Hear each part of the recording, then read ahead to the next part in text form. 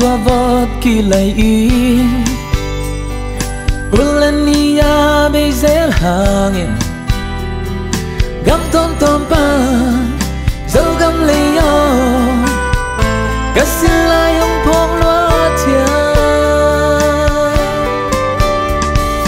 khi xin lại bé cả hi lâu bây giờ tâm tê lưng sướng dòng và bằng nồng phò dâu gam lấy yo mưa băng in hồng ai về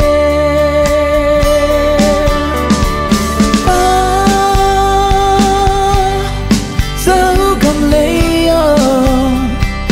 cất xin lại ông phong loa chia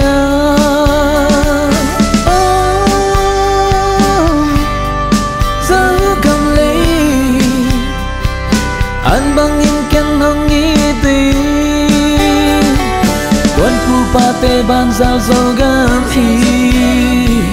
vẫn pha chơi dâu gam lấy hồng nghĩ tình yêu một dâu gam nâng noa mô ông ngani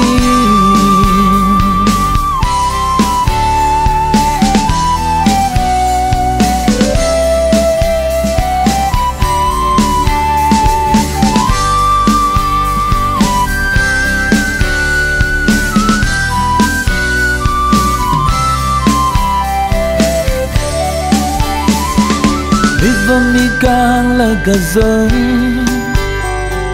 dâu mi dâu ta dâu xoan má bì gam đăng đam đa xin đăng gam pa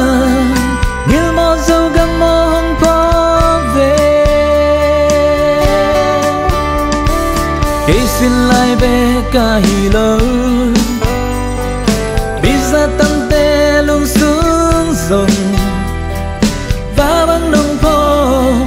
dâu gam lấy yo mưa băng in nồng ai về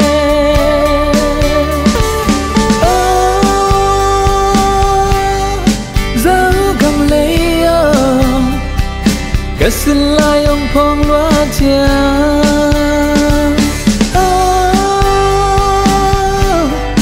dâu gam lấy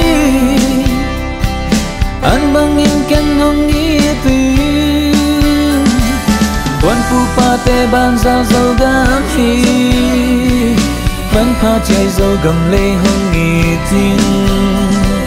yêu một dâu gam nâng noa mô